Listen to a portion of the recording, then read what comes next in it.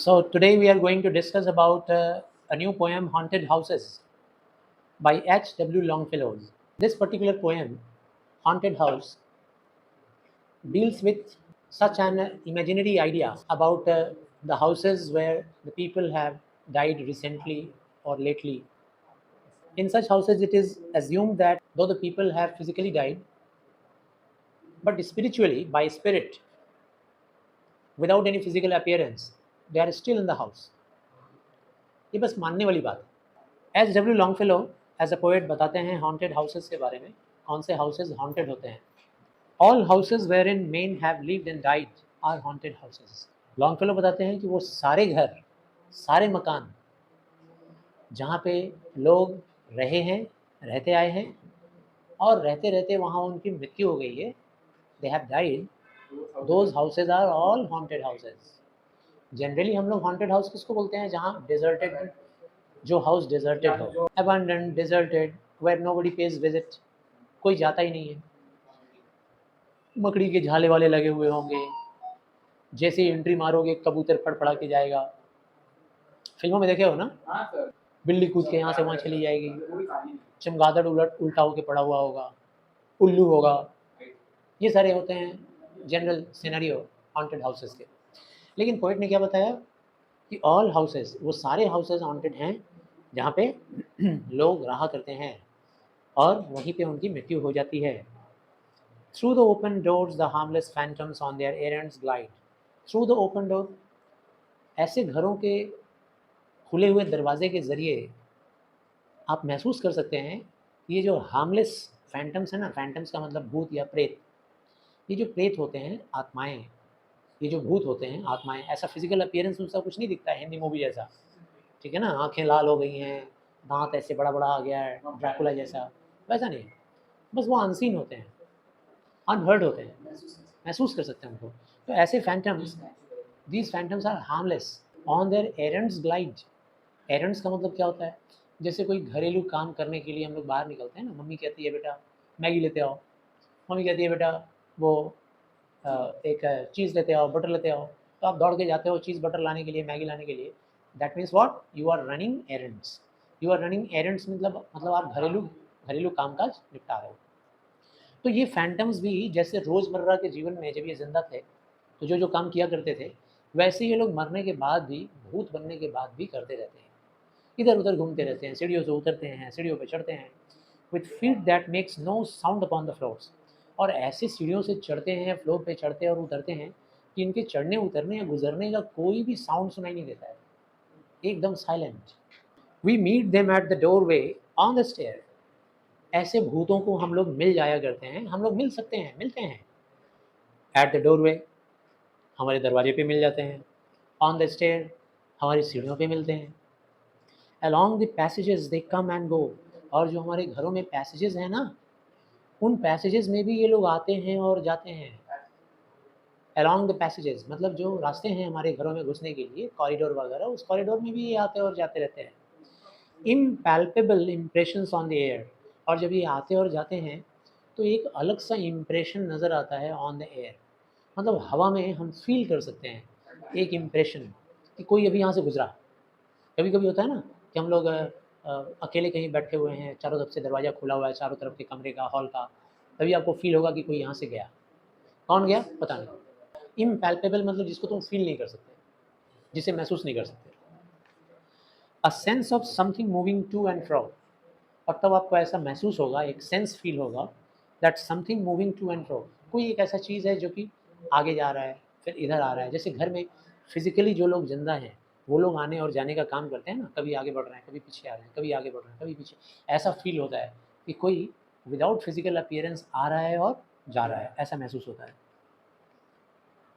Third stanza, there are more guests at the table than the hosts invited. कभी कभी जानते हैं आप, हम लोग अपने घरों में गेस्ट बुलाते हैं, अपने बड़े भाई को, नाना नानी को, चाचा चाची को हमने बुलाया, बहुत सारे गेस्ट आए और सारे लोगों के साथ हम लोग बैठे हुए हैं टेबल पे खाने के लिए। तो आप समझ लेना कि there are more guest at the table. Table पे ज़्यादा, मतलब जितने गेस्ट हम लोग को नज़र आ रहे होते हैं, जितने इनवाइटेड गेस्ट होते हैं उनसे भी ज़्यादा टेबल पे होते हैं। The illuminated hall is thronged with quite inoffensive ghosts. जो illuminated हॉल है ना, illuminated हॉल मतलब जो हॉल वेल वेंटिलेटेड है, अच्छी खासी रोशनी से भरा हुआ है, illuminated. This room is quite illuminated. ऐसे ही illuminated का मतलब काफ़ी फोकस्ड है लाइट से, काफ़ी ज़्यादा दिख रहा है, ठीक है ना, रोशनी दिख रही है, काफ़ी ब्राइट है रूम। ऐसे ब्राइट जैसे हम लोग का पहले का धारणा क्या था कि भूत प्रेत हमेशा अंधेरे में रहता है, कोने में रहता है। नहीं, भूत प्रेत ऐसे खुली हवा में वेल वेंटिलेटेड जगह में भी बैठता है। अभी हम लोग यहाँ बैठे हुए हैं, हो सकता है इस रूम में बहुत साल पहले कोई मरा हो, जिसका ये घर हो, वो अभी यहाँ होगा, वो भी यहाँ होगा, बैठा होगा। Is thronged with, thronged means what? Crowded with. Okay, the place is crowded with quiet. Quiet means शांत, एकदम सन्नाटा, शांत। inoffensive ghosts, ऐसे घोस्ट से ये रूम भरा हुआ रहेगा हम लोगों का। मतलब जिस किसी भी रूम में हम लोग रहते हैं या गेस्ट को बुलाते हैं, वहाँ पर वो रूम, वो हॉल रूम या वो डाइनिंग रूम इनऑफेंसिव, ऐसे भूतों से भरा रहता है जो हमें नुकसान नहीं पहुँचाते हैं। As silent as the pictures on the wall, और वो लोग एक्चुअली में उतने ही शांति से बैठे रहते हैं जितनी शांति से उनका पिक्चर्स दीवारों पर लटक रहा होता है। घर के जो बुज़ुर्ग हैं, वो बुज़ुर्ग एकदम चुपचाप शांति से पड़े रहते हैं, ठीक है, इतने सन्नाटे से पड़े रहते हैं जितने सन्नाटे से उनका पिक्चर लटक रहा होता है दीवार पे, ऐसे शांति से पड़े रहते हैं। They are absolutely inoffensive, they cause no harm. वो लोग ब्राइट रूम में भी बैठते हैं, जहाँ पे लाइट फोकस्ड है वहाँ पे भी बैठते हैं। हम लोग फील कर सकते हैं कि they are running to and fro and they are running the errands. Generally जैसे वो जिंदा थे तो किया करते थे, वैसे वो लोग करते। The stranger at my fireside cannot see the forms I see, nor hear the sounds I hear. In this stanza, we are going to see the speaker first person. I have been used. यहाँ पे I का use हुआ है ना speaker के लिए, तो ये जो I है, नहीं, ये I भूतों के लिए है। हाँ, क्योंकि देखो अगले वाले स्टैंजा में वी करके लिखा हुआ है, तो वो भी भूत ही हैं, भूत सारे लोग, सारे मिल गए। भूत अपनी तरफ से ये बात बोल रहा है। फोर्थ स्टैंजा में कहता है, the stranger at my fire side, कहता है कि मेरे बगल में ये जो स्ट्रेंजर लोग बैठे हुए हैं ना, जिनको मैं नहीं जानता, भूत कहता है, ठीक है, कि मैं जिस रूम में बैठा हूँ मेरे बगल में स्ट्रेंजर्स बैठे हुए हैं। मेरे लिए तो वो स्ट्रेंजर ही होंगे भूत के लिए, क्योंकि मैं तो बहुत पहले मर गया और भूत बन गया हूँ। अब मेरे घर में मेरे नाती पोते रहते हैं, मेरे डिसेंडेंट रहते हैं, उनका फ्रेंड है वो, लेकिन मेरे लिए तो स्ट्रेंजर है।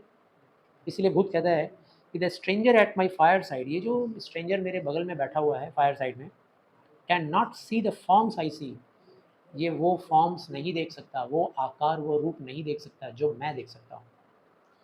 इसे वो चीज़ें नहीं दिखाई दे रही हैं जो मुझे दिखाई दे रही हैं।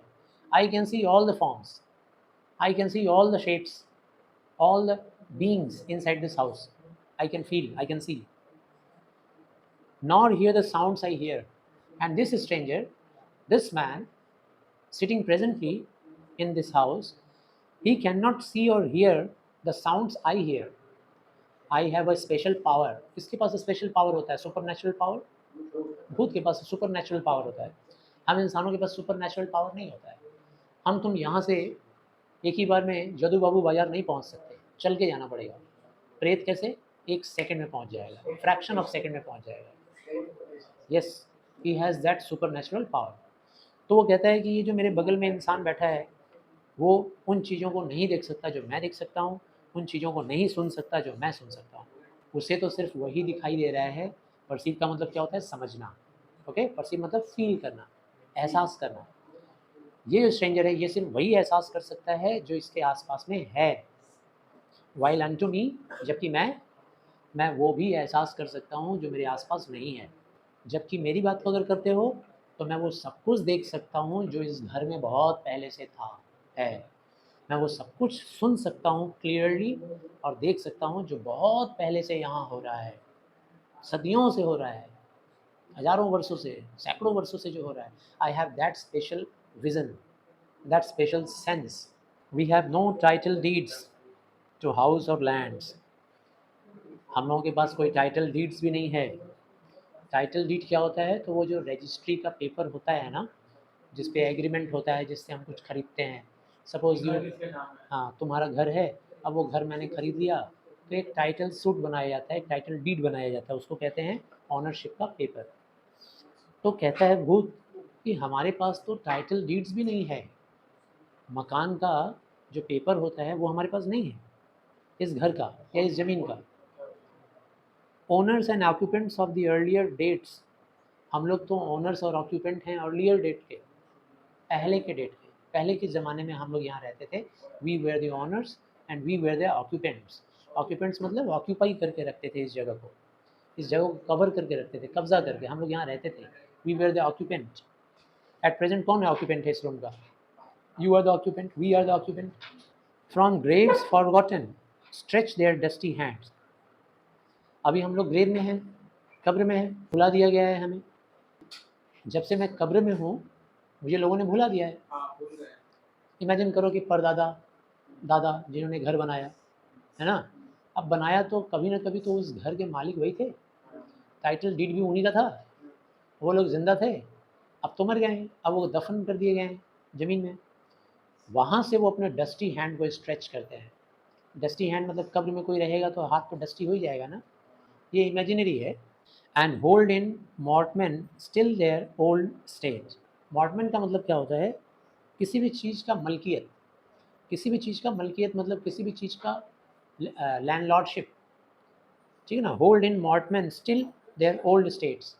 States means what? States means the land और the property which you own, that is called state. जैसे देखे होगा तुम कि बहुत सारे लोग रियल इस्टेट का काम करते हैं, सुना होगा। तो रियल इस्टेट का मतलब क्या होता है कि भाई वो लोग लैंड का डीलिंग करते हैं, फ्लैट्स का डीलिंग करते हैं, उनको बोलते हैं रियल इस्टेट्स बिजनेसमैन। मेरे ओल्ड स्टेट को हम लोग अभी भी मॉर्टमेंट करके रखे हुए हैं, उसका होल्डिंग करके रखे हुए हैं। Means we don't have the title deeds but still we are the owners, हम लोग अभी भी उसके मालिक हैं, मलकियत। कब्र में होने की वजह से मुझे भुला दिया गया है, हम लोग को भुला दिया गया है।